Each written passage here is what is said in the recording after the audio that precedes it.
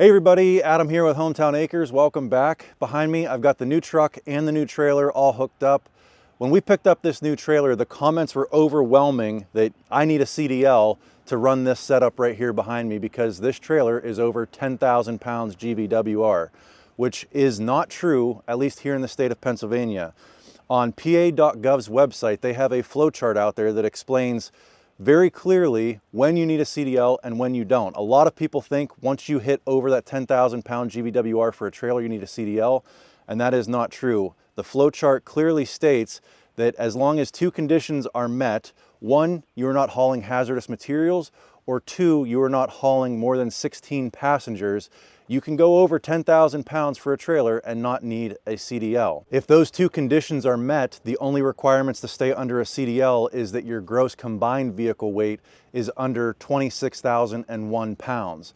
Now, the GVWR of the truck is 10,004 and the GVWR of this trailer is 14,000, putting me at 24,400. So this setup right here does not need a CDL. However, as you saw in that intro, when I loaded the excavator on here, I would be overweight on the truck and trailer. The excavator by itself weighs about 13,600 pounds and the trailer empty weighs about 5,000 pounds, putting the total load behind the truck at about 18,600. And then as we said before, the GVWR of the truck is about 10,400, putting my gross combined vehicle weight with that load at about 29,000 pounds, well over the CDL requirements and well over the axle ratings of the truck and the trailer. The only reason I loaded that up is because I just wanted to see what it would look like. How bad would everything sag? Would I have wheel wells rubbing on the tires just in case I ever needed to make a short trip over to, say, neighbor Doug's house or something? Not that I would ever do that because I would be overweight and in CDL territory. Now, half the reason that we upgraded our truck and trailer was one, so that we could go out and deliver IBC totes to customers with the mini skid and place them exactly where they want them in their garage, shed, backyard, whatever. The other half was so that we could actually start hauling equipment around and go doing paid jobs for people, which is what we're going to be doing today. We're not actually going to be doing jobs, but we are going to be going out to bid jobs. So I wanted to bring you guys along and show you the kind of jobs that we're going to be taking on. All right, so we're here at this first one here. This is Josh. He's the guy that we went and did the snow blowing with this winter. He's pretty good at giving me a call whenever he's got some jobs lined up that he either needs some equipment for or an extra man or something like that. So it works out well for me because he lines up the jobs and then I have the equipment and a little bit of skill to come give him a hand completing them. But I think we've got 4 jobs we're looking at today. We're at the first one. Looks like we're at a little bit of a horse pasture here. Yeah, this is a horse stable, horse pasture area. This customer, during the snow that we've had, the big snowpack, everything just kind of got over wet everywhere. Saturated. Yeah, saturated. So we're in the only dry spot right now. As you move further north, the property drops off and all funnels into that barn that you can see down the very far end. Yep. They've got water, like right here's dry. As you get closer to the barn down there, we just walked through probably 3 or 4 inches of water. And they've got fall going down into the barn, and there's water that is making its way where all the animals are and where the barn is, and so they just need water redirection basically. Yep. And as well as, you know, kind of the process on this, Adam has the Swiss Army tool of land clearing with the Bombolite equipment that you have, the rear mower or the rear mulcher. So as I come out and I talk to a lot of these people, oftentimes it's like, hey, I need you to do this French drain. Like, oh, cool, I can do that. Are you doing anything about all this brambles that's all the way around? Yeah, well, yeah, we'd love to take care of that. Upsell some services too. So, you know, you come out, and if you can come out and get on a job with a whole bunch of equipment and stay there and not have to move things around too much, there's an opportunity to make more money. Yeah, you stand to make a little bit more money, right. A little higher profit margin, because there's a lot baked into moving the equipment around. Correct. Yeah. Let's take a walk up here, and I want to just show them just how bad it is up here and what they're fighting against.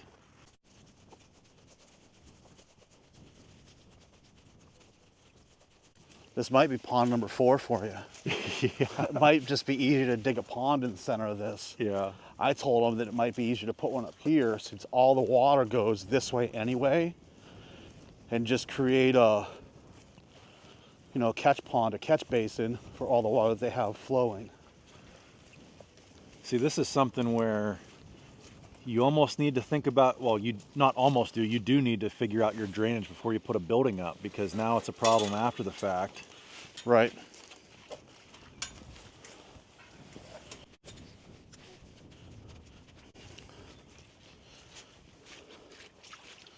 They moved into this property with the structures already here. Ah, okay. So they're now fighting somebody else's Mistake. right? This barn should have been built at the back of the property at the crest. Right. I mean, either way, you're still fighting with the animals, have to walk through all this stuff. Right. Yeah, this is a disaster here. So what do they want to have done? So the mitigation is to stop water from going into the backside of the barn. That's priority number one. That's priority number one. It's obviously going to require, you know, scooping all this out of here. It's mostly manure, but I brought a shovel, but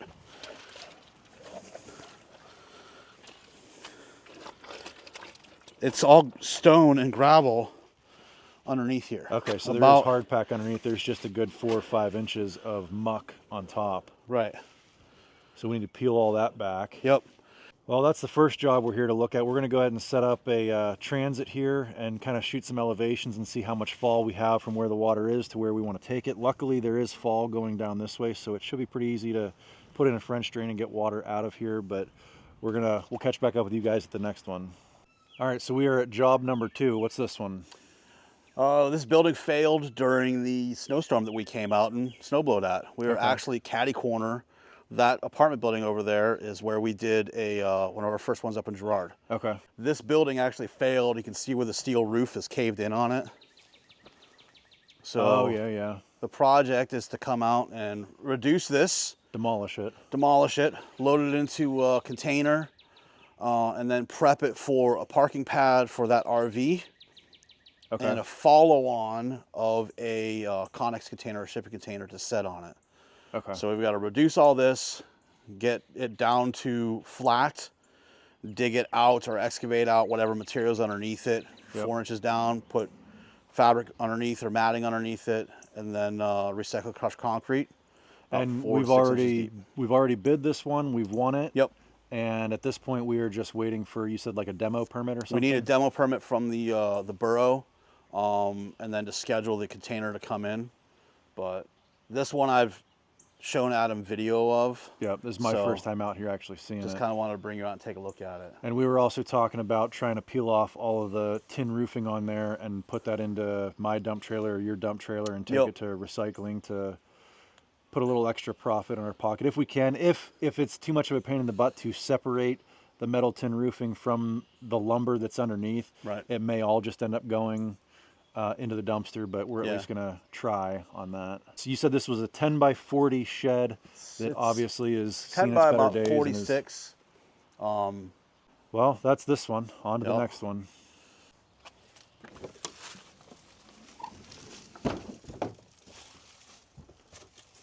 So it's solid roof.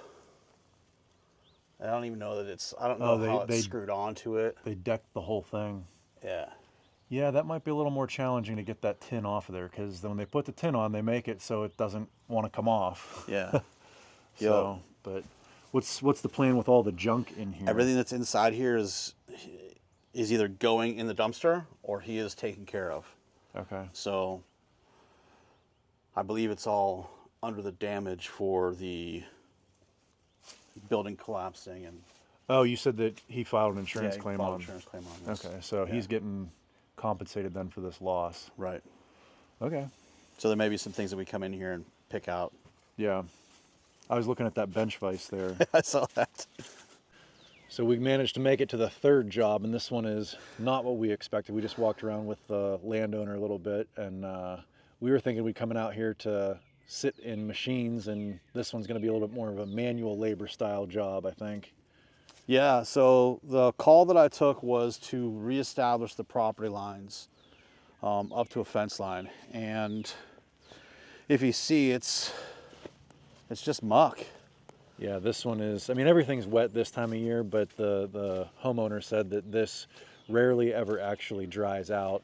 And because there's all these trees in here, you can't really put in drainage without getting into the root systems of these trees and killing them. And it's too wet to get like my tractor in here with the Bombylite mulcher on the back, because you're gonna end up sinking in and getting stuck and rutting up their property. And so this one, if we were going to do it, is going to be more of a chainsaw and weed whacker, manual labor type job, cleaning out all this underbrush here. And all this water that's here has been, I mean, there's algae growing on it, so it's not like it's new. It's not from the recent rains. It's been here. It's rusted out, so. Yeah. Just goes to show you, sometimes you think you're going to bid a job that's going to be one thing, and it turns into something completely different. And that's why you got to come out here and actually look at them, because I just asked Josh, I said, do we even want to do this one?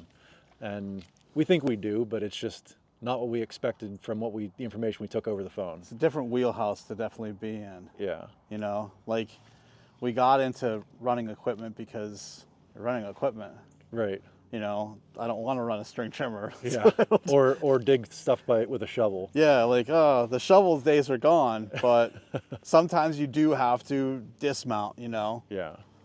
So, yeah, and this runs all in front of the house. You can see the road is out that way, and they want all the understory. And any of the dead trees taken down, too. Like, this one here has got woodpecker holes all through the side of it there, so we'd be doing a little bit of thinning of some dead trees.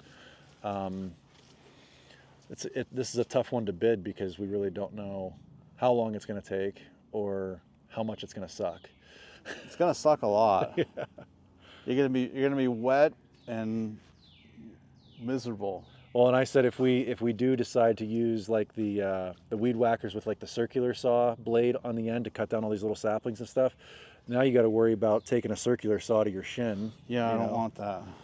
So a little bit more hazardous too. Well, anyway, we're gonna sit here and figure out if we want this job, if we do, what we would charge for it, put a bid out, and then we'll head on to the next one. What would you charge for it? Yeah, good question. What would you guys charge for, again, all of that area in front of the house along this fence line? There is a fence on that side of the property that we got to clear, probably 4 feet on both sides. And then to take down, I don't know what, half a dozen dead trees? Probably. Something like that. And the fence line goes back in at least, I mean. Yeah, they can't see where the fence is.